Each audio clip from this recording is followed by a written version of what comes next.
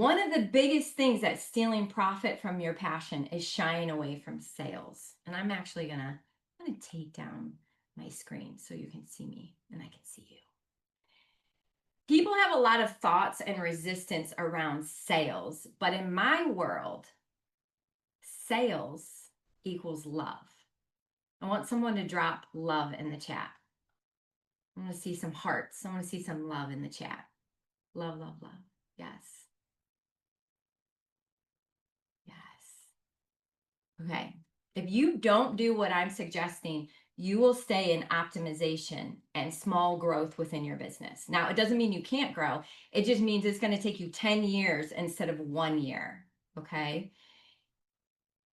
You're so ready to hear this right now. This is so good. You would rather blame something else for not making money instead of admitting to yourself that you're hiding. And when I say you're hiding, I'm talking about sales here. Okay. Oh, snap. You will literally invent steps. You'll make up stuff to do. You trick yourself into thinking the more you do, the more you are moving the needle. But it's not true. But if you focus on the goal and one thing and one thing only, ladies and gentlemen, say it with me, sales, you too can crush it in the marketplace. Now, before we even go any further, I want to ask you guys this question. Why do you think people freak out about sales? I want you to drop it in the comment. Like, why do people, when I say sales, everyone shuts down? Pushy, yes.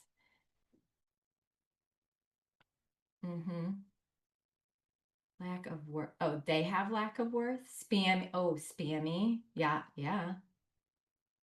Stigma of used car. I was waiting for somebody to say the used car salesman. I was actually just talking to used car salesman yesterday. Yeah, yeah. There's just super drama around sales. Okay. I'm going to solve this all for you right now. So who's ready for me to solve this for you? All right. Now, there was a study with wine, and if you've heard this before, I want you to hang in there with me because you're going to learn something new. There were 4 separate bottles of wine, and each bottle of wine had a different label on it. So one of the bottles had $5, one had 10, one had 45, and one had 90. Okay. And these super sly scientists didn't tell the participants that each bottle had the exact same wine in it. It was just labeled at a different price. That's all it was. It was the exact same. And each person who sampled each of the 4 bottles of wine with the price on it, they were then asked to pick their favorite. And I'm sure all of you are guessing 100%, not 99%, 100% picked the $90 bottle of wine. I want you to type 100% in the comments if you're feeling me, if you're getting this, if you're tracking 100%. Now, that's not even the cool part of the story. When they were sampling the wine, they were hooked up to an fMRI, which is a very similar machine to MRI, but it measures the pleasure centers of your brain. And get this, the pleasure centers of the brain lit up only when the person was drinking the $90 bottle of wine.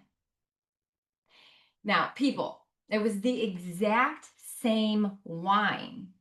And what is the takeaway? The more you raise your price, the more pleasure people feel.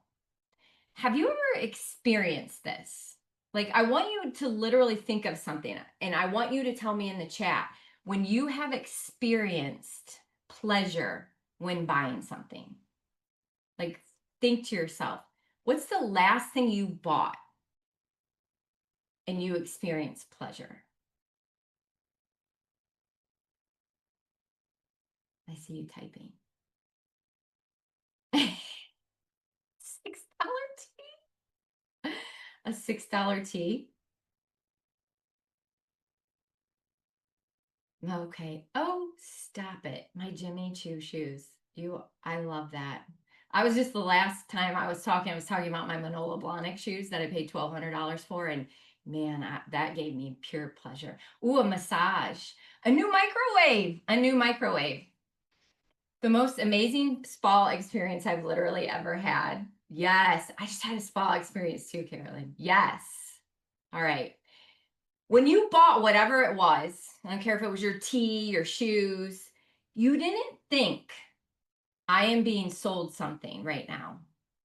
No, no, no. You thought, oh my gosh, this is amazing. And the pleasure centers in your brain lit up. Now think about this. I want you to think about who you're robbing of pleasure because you are afraid to share your secret sauce with the world. Who is out there waiting for your map, your premium offer, your super ninja skills that you keep hiding from the world? When you shift your energy to love, now I want you to remember this: sales equals love. Then here's what happens. I'm actually going to pull this slide up for you.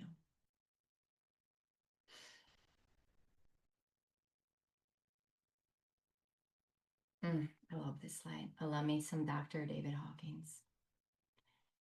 Anyone ever heard of the book Power versus Force by Dr. Hawkins? Yes. I have a note. Oh, a trip to Savannah. Melissa, I just saw your trip to Savannah. Heck yeah, girl. All right.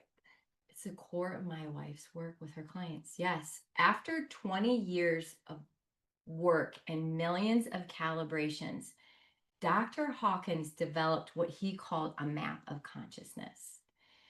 When someone or something calibrates at 200 or more, it is the first tipping point between power and force, according to Dr. Hawkins. Or another way of saying it is between being contracted or expanded. All right.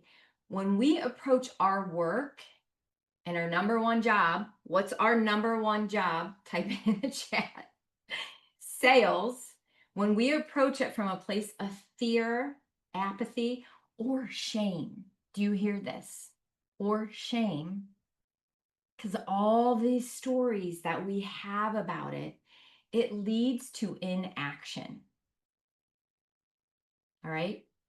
Can anyone want to just like wave at me and admit that they are paralyzed a little bit with inaction? Yes. Now, this is frequency, this is law, okay? So if you're feeling fear around sales or fear around sharing your secret sauce with the world, energetically, it's going to lead to inaction, okay? Now, the next level is the pride, the anger, desire, and this leads to hyperactivity. And when I say hyperactivity, what I'm talking about is excessive movement, restlessness, doing lots of things. So it's almost the opposite. You're doing lots and lots of things, and the needle is not moving because you are out of alignment. This is what we just talked about in our last mistake. We are doing the wrong things in the wrong order. When you reach the tipping point, here's the good news, of courage. Now we start being more productive. And my favorite, the second tipping point is love. When we approach sales as love, everything in our business changes. What do I mean by approaching sales as love? Okay, we don't sell, we serve. We don't pitch, we invite people in. We present our secret sauce as a love offering to the world. And to be honest with you, I'm gonna just like tell you this right now. It makes no difference to us if people accept the invitation. We just put it out there with love, knowing that we're gonna get them uber results, knowing that we have super ninja skills, we have a map, that a journey we've taken on 15 years and we want to share it with other people. Is this making sense? Right? Now, I teach you how to do this. I just want you to know I got you. I teach you how to do this. All right.